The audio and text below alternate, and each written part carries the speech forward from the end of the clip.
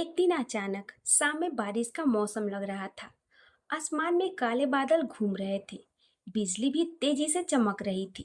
सुरेंद्र जल्दी से उस दिन समय से पहले ही बच्चों को लेने चला गया। गाड़ी की कई बार हॉर्न दी पर बच्चे बाहर नहीं निकले। तो उसने सोचा कि अंदर जाकर बच्चों को बुला लेता हूँ। साथ ही साथ उस दिन हॉस्पिटल में पीहू की मदद करने के लिए मैम को धन्यवाद भी दे दूंगा। वे गाड़ी से निकलकर घर के अंदर दरवाजे पर पहुंच गया। दरवाजा खुला था। बड़े से हॉल में एक 70 से 75 साल का वृद्ध व्यक्ति व्हीलचेयर पर बैठा था और उसकी तरफ ही देख रहा था। सुरेंद्र ने आदर से हाथ जोड़कर नमस्ते कहा। उस व्यक्ति ने अपने हाथ से इशारा करके उसे घर के अंदर बुलाया। फिर वे करीब आकर बोला, मेरे दोनों बच्चे यहाँ पढ़ने आते हैं। वे बाहर नहीं आए तो मैं अंदर चला आया। कहाँ है वे दोनों? दिखाई नहीं दे रहे हैं। उन्होंने अपने हाथ से इशारा करते हुए बाहर गार्डन की ओर देखा। सुरेंद्र को थोड़ा अजीब सा लगा।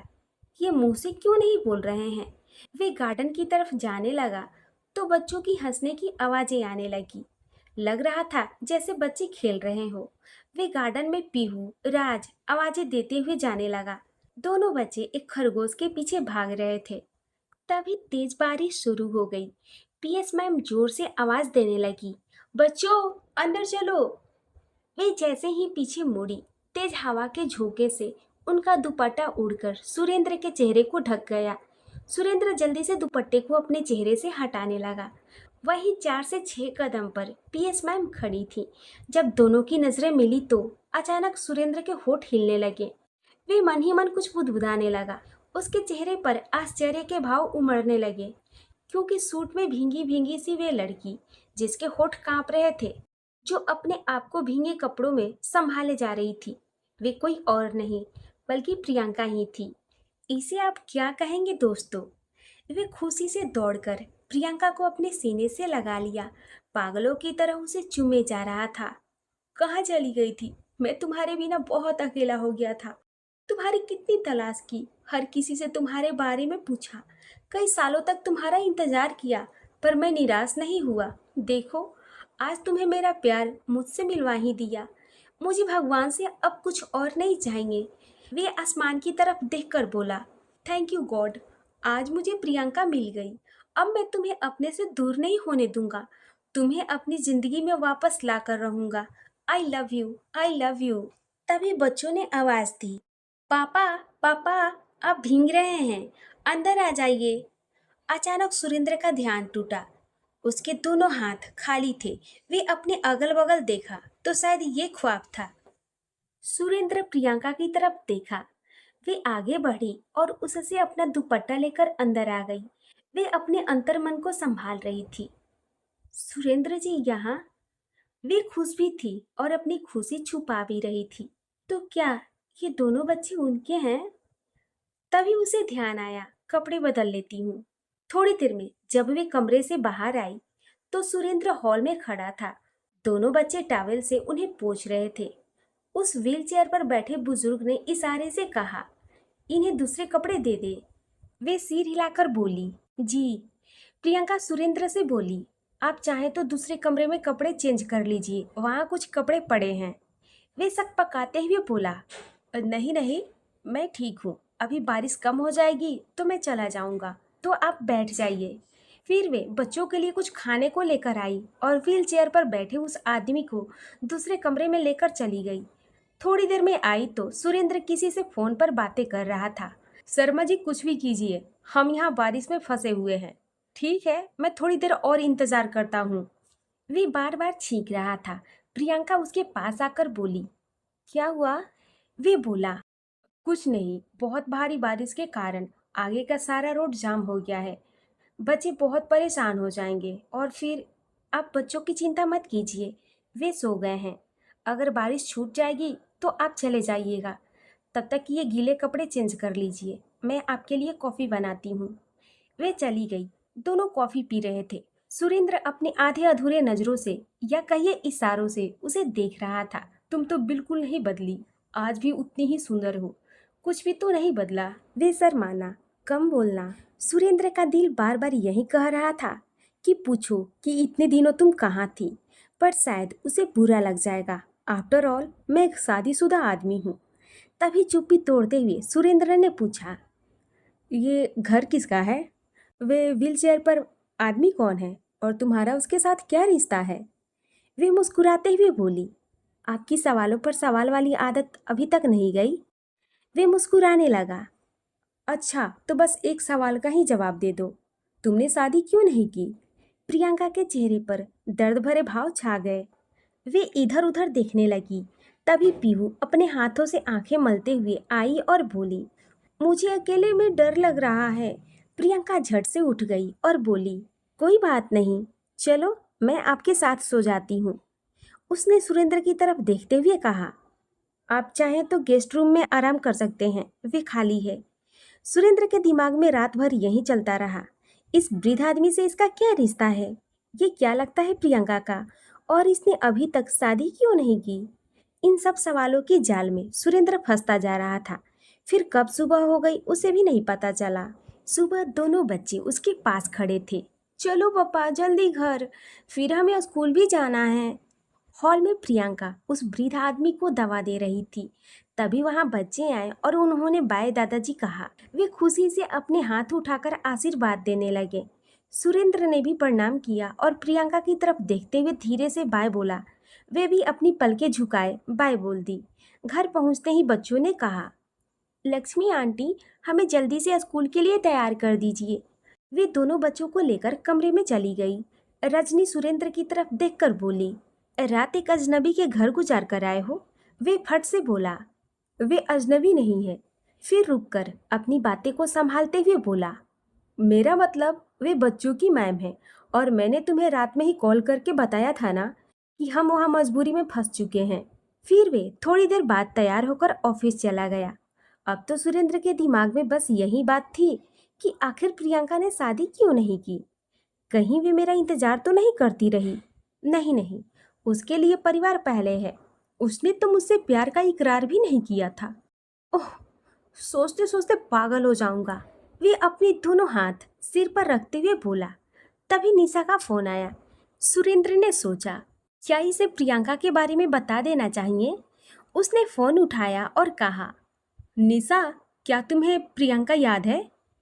वे बोली, ऑफ कोर्स भाई, वे मेरी बेस्ट फ्रेंड थी। मैं उसे जिंदगी में कभी नहीं भूल पाऊंगी। तो क्या तुम्हें प्रियंका से मिलना है? अरे भाई, ये भी पूछने की बात है। वे कहाँ हैं? आप मुझे अभी ले चलिए। और आप उससे कब मिले? मैं अभी उससे मिलना चाहती हूँ।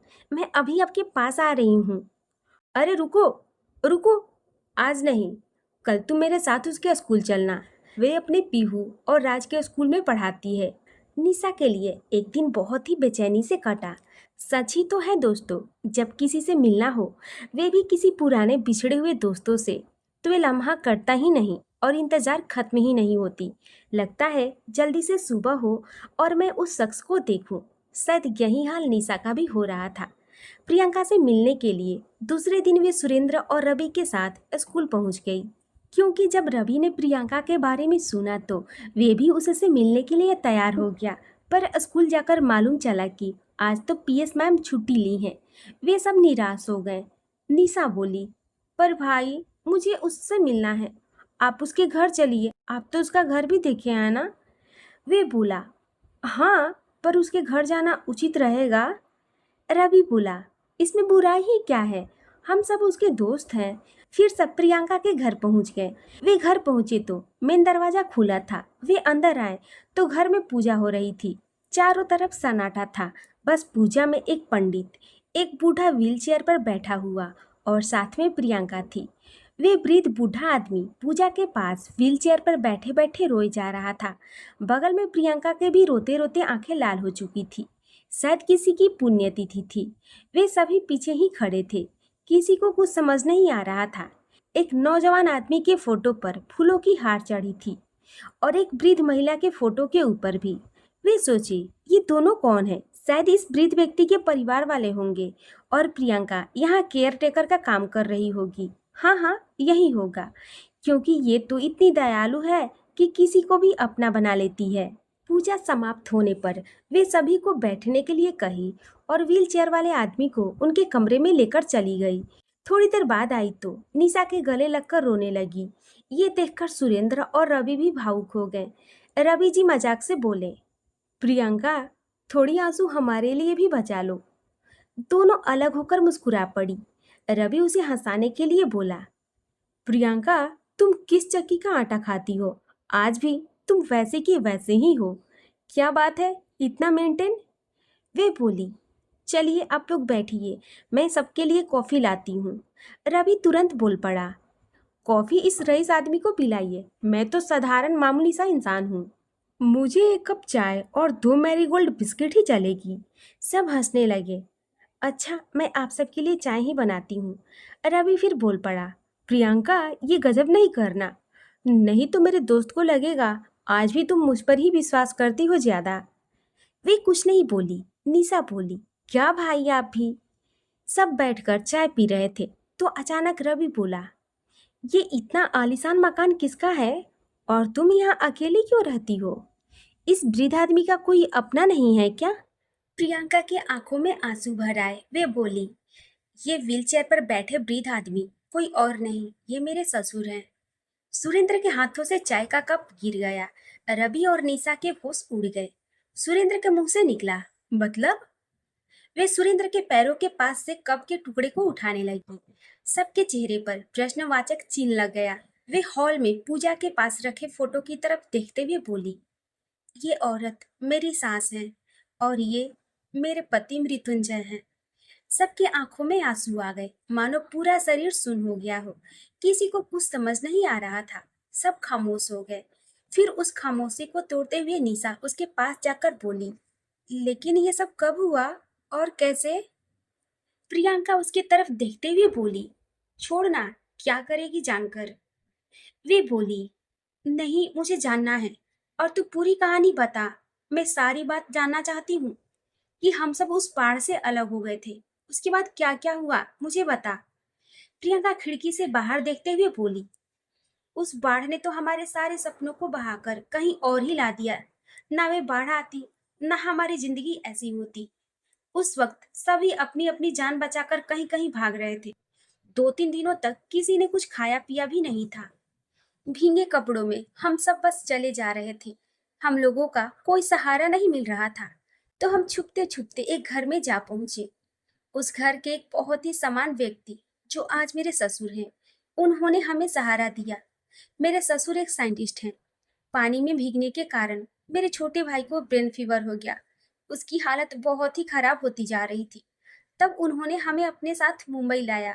यहाँ लीलावती हॉस्पिटल में उसका इलाज करवाया और हम सब 6 महीने तक उनके घर में ही रह गए। वे बस दो पति पत्नी ही रहते थे। जब हालात ठीक हुआ तो पापा ने वापस जाने की अनुमति मांगी और कहा, भाई साहब, आपका ये एहसान तो मैं किसी भी जन्म में उतार नहीं पाऊंगा। तो उन्होंने तुरंत कहा, अगर कहूं कि आप इसी जन्म में मेरा एहसान उतार देंगे तो? पर कैसे? भाई साहब, आप अपनी बेटी प्रियंका की शादी मेरे बेटे से कर दीजिए। मेरा बेटा बहुत ही बड़ा डॉक्टर है। आप लोग उसे कल खुद ही देख लीजिएगा। वे कल ही मुंबई आ रहा है। फिर क्या, सबको ये रिश्ता पसंद था और हमारी शादी हो गई। शादी के दूसरे दिन ही मम्मी पापा वापस गांव चले गए और मृत्युंजय का भी बेंगलुरु में प्रमोशन हो गया। उन्हें हेड डिपार्टमेंट मिल गया। हम सब 2 दिनों में यहाँ शिफ्ट हो गए। फिर वे मनहूस दिन आई। मृत्युंजय के मुंह बोली बहन की शादी मुंबई में थी। वे अपनी जिद से ही बाय रोड कार से हम सबको लेकर रात में ही शादी के एक दिन पहले निकल पड़े। हम सब बहुत ही खुश थे। कार में आगे की सीट पर मेरे ससुर और ये थे, पीछे हम दोनों सास बहू। अचानक हाईवे पर मृत्युंजय जी की आंखें झपकी और लोहे के नुकीले रड से लदा ट्रक से टक्कर हो गई। और और वे सारी रड मृत्युंजय जी और मेरी सास की सीने के पार हो गई। पूरे हॉल में एक गहरी सन्नाटा छा गया, मानो कि कहीं कुछ सुनाई ही नहीं दे रहा हो। बिल्कुल भी सन्नाटा कि किसी की सांसों की आहट भी नहीं सुनाई दे रही थी।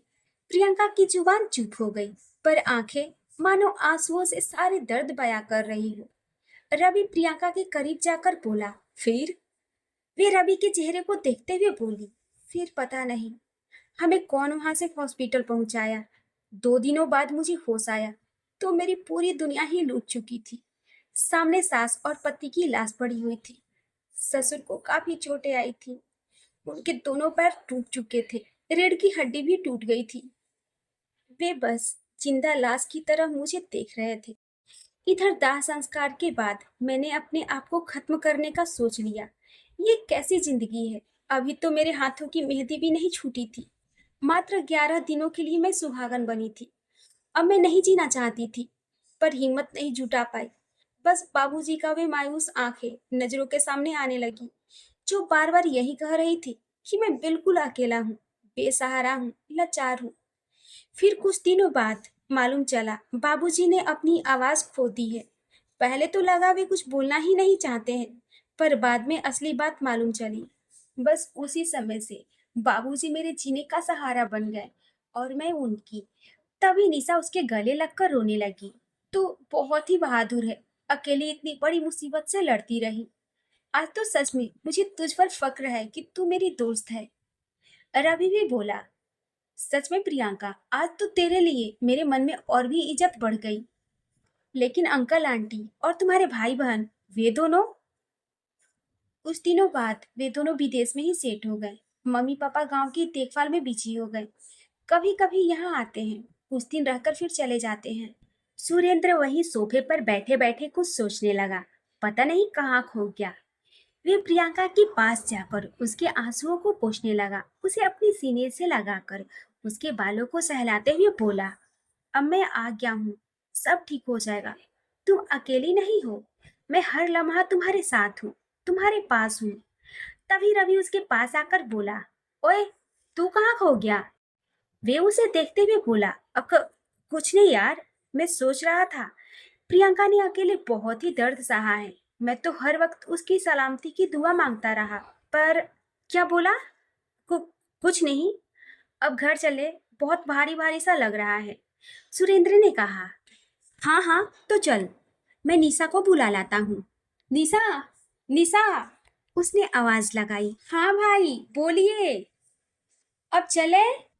वे प्रियंका की तरफ देखकर बोली, भाई आज तो मुझे प्रियंका को छोड़कर जाने का मन ही नहीं कर रहा है। सुरेंद्र बोला, चलो, तुम्हारे बच्चों के घर आने का समय हो रहा है। बच्चे? प्रियंका आश्चर्य से पूछी, कितने हैं? वे बोली, ज्यादा नहीं, अभी 3 ही हैं। और हंसने लगी। मैं अक्सर हमारी दोस्ती की चर्चा अपने बच्चों से करती हूँ। वे तुम्हें देखते ही पहचान जाएंगे। चलो चलो, जल्दी करो। सुरेंद्र कुछ कहना चाह रहा था, पर वे बोल नहीं पा रहा था। फिर सब चले गए। रात में जब सुरेंद्र लाइब्रेरी में था तो कई बार फोन उठा रहा था, एक बार पूछूं तुम ठीक हो, पर वे हिम्मत नहीं जुटा पा रहा था।